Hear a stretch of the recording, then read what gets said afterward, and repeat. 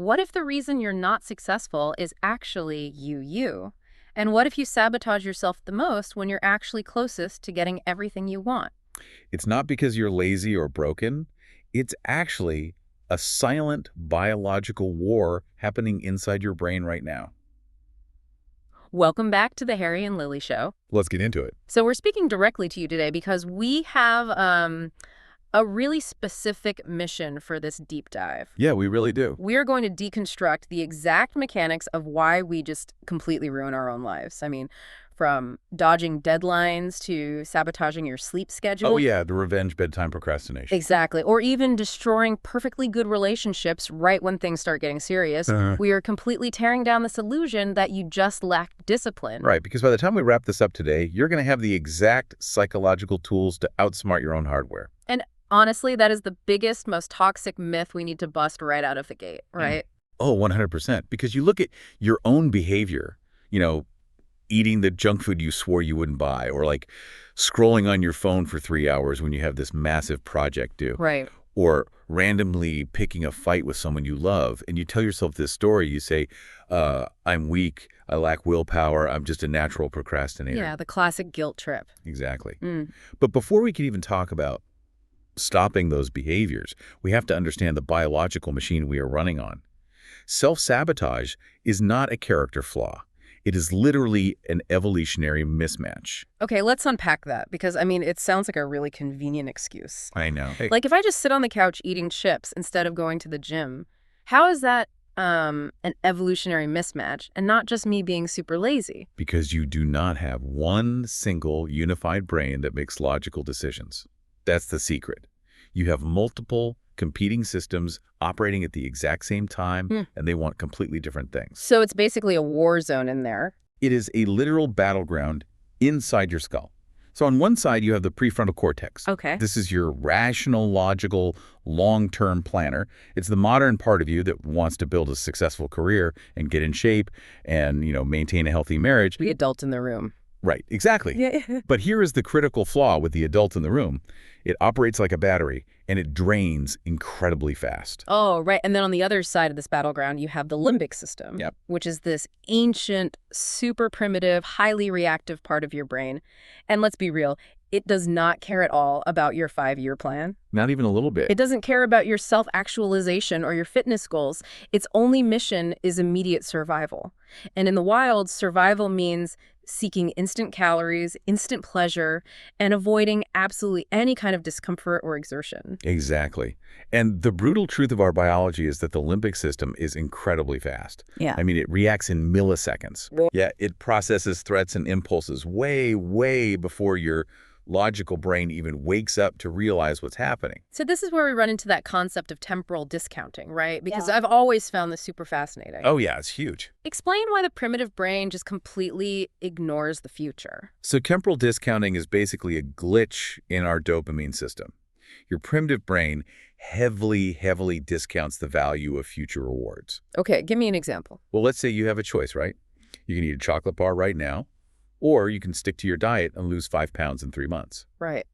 To your logical prefrontal cortex, the long-term health goal is obviously more valuable, Obviously. I mean, logically, yes. logically. Yeah. But your dopamine system, which is the actual neurochemical driver of your motivation, is deeply fundamentally biased toward the present moment. Because it wants the hit right now. Exactly. That chocolate bar offers an immediate, massive spike of dopamine right now. The distant reward of being healthy, it's just too far away. To a hunter-gatherer brain, 3 months from now basically doesn't exist. Right, because you might be eaten by a tiger tomorrow. Mm-hmm. So your brain literally discounts the value of that distant health goal all the way to zero. Wait, let me make sure I'm really getting this. So it's not just that the chocolate bar is tempting, it's that my brain physically cannot weigh a future benefit against a present pleasure. Precisely. It is mathematically rigging the game against your long-term goals, which, by the way, completely explains why willpower is such a myth. Because we're fighting rigged math. Yeah. We walk around relying on willpower like it's this infinite magic what we can just draw from all day. But remember, your prefrontal cortex, the part of the brain that says no to the chocolate, is a battery. Right, and it gets drained. Yes, it's subject to this biological phenomenon called ego depletion. Oh, I know ego depletion all too well. It's the idea that every single choice you make drains the battery, right? Every tiny choice. I mean, from the moment you wake up, you are making micro decisions. Do I snooze the alarm? What do I wear? What do I eat for breakfast? How do I phrase this really tricky email? Holding back a sarcastic comment in a boring meeting. Navigating rush hour traffic. By the time 7 p.m. rolls around and you finally sit down to work on your personal goals, your logical brain is completely empty. The battery is totally dead. It's dead. Which means your impulsive, comfort-seeking limbic system is now fully in the driver's seat. Okay, hold on. This is sparking a massive realization for me right now. What is it? When I'm staring at a blank page, like say I need to write a script or start a huge, intimidating project, and I suddenly feel this intense, almost physical urge to grab my phone and check social media. Yet the classic pivot. I'm not actually being a bad person. My primitive brain is literally treating that blank document like a predator in the wild. Yes, exactly. It detects the discomfort, flags it as a literal survival threat, and it's trying to help me escape. It hands you your phone before you even consciously realize you've reached for it. It senses the anxiety of the blank page and just screams, "Danger! Let's get out of here and look at some funny videos to get a dopamine hit and feel safe." That is wild. You aren't lacking morals. You are just operating on outdated software that thinks a difficult task is a lion hiding in the tall grass. That is crazy. And honestly, it's a huge relief. It perfectly explains why we seek quick comfort and just run away from difficult, boring tasks. Totally. But I actually want to push back here for a second, because that only explains half of the problem. It doesn't explain the truly bizarre side of self-sabotage. Okay, what do you mean? I mean, why do we specifically blow things up right when they're going well? Dodging a boring email makes evolutionary sense, sure. Right. But why do we suddenly stop going to the gym right when we finally start seeing muscle definition? Or why do people pick a massive relationship-ending fight just when things get deeply stable and loving? Yeah. That doesn't feel like avoiding a predator. That is the million-dollar question. And the answer is that the brain isn't just a pleasure-seeking machine. More than anything else, the brain is a prediction machine. A prediction machine. Yeah. It is absolutely desperate for safety. And to the primitive brain, safety means predictability. Okay, you're going to have to break that down. Are you seriously telling me my brain actively prefers me to be miserable over being successful? Because that sounds completely backward. It sounds totally backward until you look at how the brain maps the world. Over your entire life, your brain draws an internal baseline of what it expects your daily reality to be like. Okay, so it sets a norm. Right. And this baseline includes your perceived worth, your perceived competence, and your expected level of happiness or stress.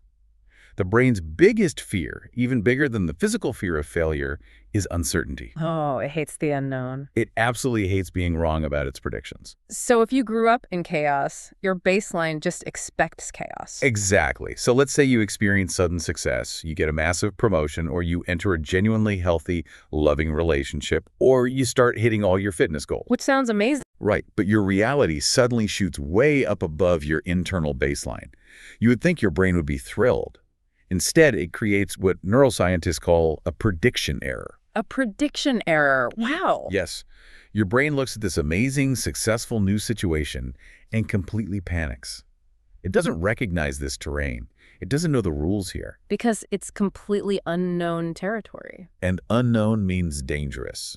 So it literally prefers a familiar, predictable failure over a terrifying, uncertain success. Wow. So the brain is basically a psychological thermostat. Ooh, I like that. If the room gets too hot with sudden unfamiliar success, your brain hits the panic button and turns on the air conditioning of self-sabotage to freeze you back down to your miserable but comfortable baseline. That is a brilliant analogy, the psychological thermostat. And when that thermostat kicks in to cool you down, it usually takes one of two specific styles of self-sabotage. Okay, let's hear them. The first one is behavioral self-handicapping. This usually shows up in people who have high but incredibly fragile self-esteem. Okay, so how does that play out? Let's say your internal baseline says, I am a smart, naturally gifted person. But you have a massive exam or a huge career presentation coming up that threatens to prove you wrong. The uncertainty is just too high. So what do? You stay up until 3 a.m. playing video games or drinking the night before the presentation. Oh, wow. That is such a twisted, brilliant protective shield. Because if you bomb the presentation, your ego has a built-in excuse. Exactly. You don't have to admit you aren't smart enough. You just tell yourself, well, I failed because I was exhausted. If I had actually prepared and slept, I would have crushed it. Your identity is totally protected. Yep. And if you somehow manage to pull it off and succeed anyway. Then you get to tell yourself you're an absolute genius who doesn't even need to try. It's a win-win for your ego. Either way, you completely avoid getting accurate data about your real abilities, which keeps the prediction machine feeling nice and safe. That is so wild. Okay, what's the second style? So the second style is claimed self-handicapping. And this one is deeply tied to low self-esteem and imposter syndrome. So the opposite of the first one. Right.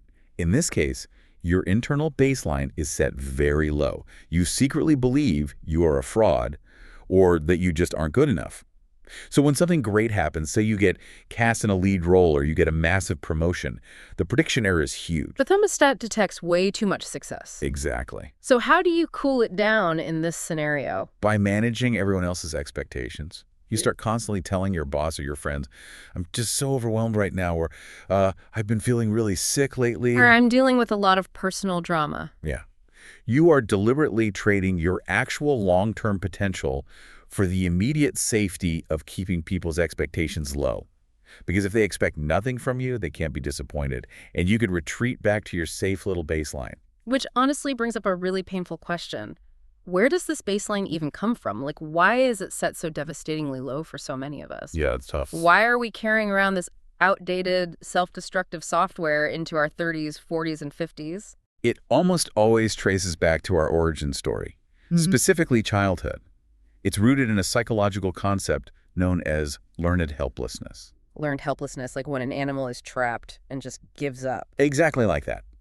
When we face repeated challenges early in life where we have absolutely no control, maybe you grew up in a highly critical environment where nothing was ever good enough or there was unpredictable stress. Or even trauma, right? Right. The brain eventually stops trying to fight. It's just too exhausting. Yeah. So we adapt by adopting a narrative of defeat. We wire into our baseline things like, it's always my fault, or I'm just naturally lazy. Or I ruin everything good that happens to me. Exactly. And then we carry that exact same narrative into adulthood, completely unaware that it's just running in the background. It traps us in this brutal approach avoidance conflict. Oh yeah, the push and pull. We desperately want the good thing. We want the dream job, we want the loving partner, but the very second it gets close, we are terrified of actually living up to it. We're terrified of the responsibility. Or, worse, terrified that if we accept the good thing, it will eventually be taken away, which will re-trigger all that original childhood helplessness. That's spot on. And to survive those early environments, we engage in severe repression. We take all the parts of ourselves that weren't acceptable to our families, or to our teachers, or to society, and we just push them deep, deep down. Into the unconscious. This creates what Carl Jung famously called the shadow. Oh, I love shadow work. It's so revealing. It really is. Like if you grew up in a house where expressing anger was punished, you disowned your anger. It went straight into the shadow. Right. If you were told your big dreams were stupid and unrealistic, you repressed your ambition. Yep. If vulnerability was mocked, you buried your fundamental human need for connection. But here's the catch that trips everyone up. Repressing those traits doesn't just make them politely disappear. No, they definitely stick around. You didn't delete the files, you just move them to a hidden folder. They go underground, into the shadow, and they start working against you from the unconscious level. Precisely. Like if you disowned your anger to be the good kid, that anger leaks out in your 30s as chronic passive aggressiveness. Or you suddenly find yourself picking vicious fights with your partner for no logical reason. Exactly. If you repressed your need for connection, you unconsciously create endless drama to push people away before they can see the real you and reject you first. You beat them to the punch. Yeah. It's a preemptive strike to keep you safe. But hold on, let me challenge this framing for a second. Yeah. Because the shadow isn't just our dark or bad traits, right? Right. We also repress the really good stuff. We repress our vital creative energies. Like maybe you were told to be quiet as a kid or not to show off or to stop asking so many questions. Oh, definitely. So in a lot of ways, self-sabotage is actually our trapped superpowers trying to break out. That is such a powerful way to look at it. Yeah. It's not just your dark side acting out. It's your unlived potential. The brain desperately wants to regulate itself. It wants to be whole. If you build your entire adult identity around playing small, being invisible, and never taking risks, eventually that repressed ambition in your shadow is going to violently rebel. You might wake up one Tuesday and suddenly quit your safe, boring job without a backup plan. Not because you're crazy, but because your psyche is desperately demanding balance. It is forcing you to integrate those disowned parts of yourself and actually grow. So when we zoom out, self-sabotage is really just a misguided protector. It's either trying to keep you safe based on old, outdated childhood rules that simply don't apply anymore. Or it's your unlived potential trying to literally force you to evolve. Exactly. Okay, but knowing this conceptually just isn't enough. As we established earlier, willpower is a complete myth. The battery drains. The primitive brain is faster. Yeah, you can't outthink it. I can't just white-knuckle my way out of millions of years of biology and deep-rooted childhood psychology. So if willpower is out and the hardware is actively fighting me, how do we actually fix this? We need a different strategy. Right, how do we bypass the hardware? We use behavioral engineering. You stop trying to fight your brain and you start tricking it. And the very first step in doing that is to violently protect what we call the golden window. The morning window. Yes. Since your prefrontal cortex, your logical brake pedal, is a battery that runs out of energy as the day goes on, you have to do your hardest, most important, most intimidating work in the morning. Or whenever you first wake up, if you work night shifts. Exactly. Do not open your phone. Do not look at the news. Do not make a million tiny decisions about breakfast or outfits. Just eliminate the micro decisions. You protect that cognitive window with your life. And you do the deep work before decision fatigue sets in and the primitive limbic system takes over your body. Okay, I love that. But what about the perfectionist? Let's say I've protected my morning, I'm sitting at my desk at 8 a.m., my battery's full, but I am still staring at the blank page, completely paralyzed by the fear of failure. The predator in the grass. Yes, my internal alarm is screaming that this project is a threat. How do I bypass that? You bypass the broken brake by using the bad draft protocol. The bad draft protocol, what is that? It's amazing. You set a timer for exactly 20 minutes. And you make a deal with yourself. Your absolute only goal for those 20 minutes is to write the absolute worst, most embarrassing, absolute garbage you could possibly imagine. That sounds ridiculous. It sounds totally ridiculous, but it is neurologically brilliant. By actively making the goal to write complete garbage, you instantly remove the fear of failure. Because you can't fail at writing garbage. Exactly. Your primitive brain stops ringing the threat alarm because it knows you literally cannot fail at making a mess. It tricks the brain into starting. Oh, that's smart. And what always happens is once you bypass that initial friction and get some momentum, you usually realize the work you're doing isn't garbage at all. That is such a good hack. You're lowering the barrier to entry so far that the brain doesn't even perceive it as a threat anymore. Yeah. But what about the physical side of it? Because self-sabotage isn't just mental, it's a bodily sensation. Oh, What do I do when I physically feel like my skin is crawling and I just need to check my phone or I need to eat the junk food? when that physical urge hits, the sudden heat in your chest, the restless hands, the tight throat, your first instinct is to fight it.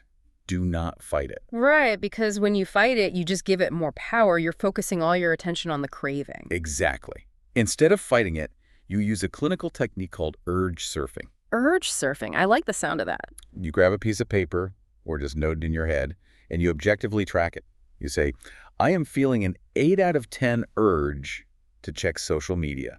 My chest feels tight. My face feels hot. You just narrate it. Then you just sit there and watch the feeling. Because biological urges are exactly like ocean waves. They build, they peak, and they always crash. Always. And neurologically, an urge almost always peaks and crashes within about 20 minutes. So if you can just ride that 20-minute wave without acting on it and without judging yourself, you win. Yes. And more importantly, you are literally doing a bicep curl for your brain's brake pedal.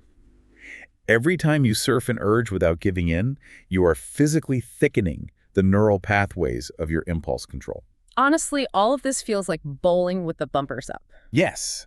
What a great way to put it. You stop relying on having the perfect, disciplined throw, which is willpower, and instead you just design your environment and your psychological habits so the ball literally has no choice but to hit the pins. You don't try to be stronger than your biology, you just outsmart it. Exactly. Which leads directly into the final piece of the puzzle. Building cognitive reserve. Okay, what's that? If we know that self-sabotage is triggered by the brain panicking over stress, uncertainty, and prediction errors, then we have to manually teach the nervous system that stress does not automatically equal danger. How do we do that? By just deliberately stressing ourselves out? Sort of, yeah. By putting ourselves under voluntary controlled stress. The best example of this is intense physical exercise.